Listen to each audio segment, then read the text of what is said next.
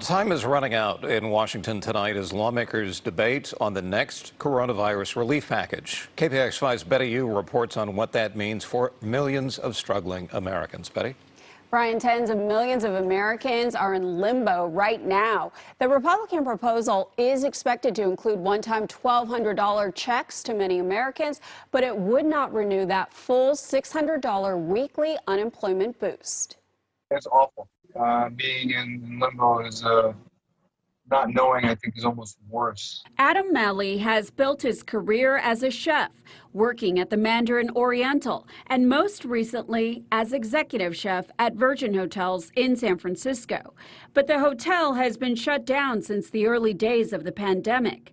Malley is one of millions of Americans figuring out how to survive without the weekly $600 federal unemployment benefit. Groceries, feeding my kids and myself, putting gas in the car. We don't go very many places these days. Malley lives with his two daughters and wife in Petaluma.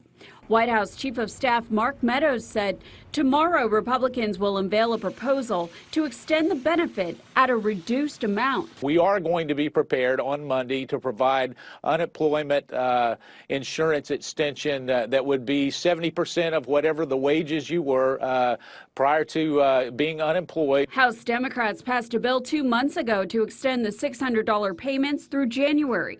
House Speaker Nancy Pelosi told Face the Nation Sunday the new formula is too complicated. Figuring out 70% of somebody's wages, people don't all make a salary. Maybe they do. They make wages, and they sometimes have it vary. So why don't we just keep it simple? But the administration says the generous benefit discourages people from returning to work.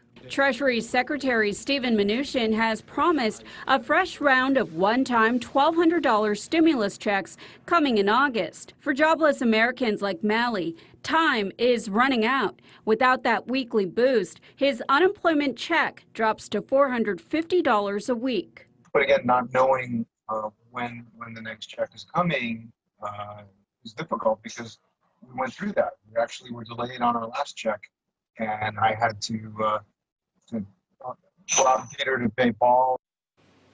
Okay, Betty, so now we've said time is running out 3 times. So do we have any idea when Congress will reach an agreement? It is hard to say whether they can even reach a deal. If they do, that could take weeks, which means that tens of millions of Americans would need to figure out how to survive until then, and we don't know if they'll receive retroactive benefits. Now, top White House officials say that Congress might have to pass a narrow piece of legislation this week, but House Speaker Pelosi has rejected that approach. Brian? All righty.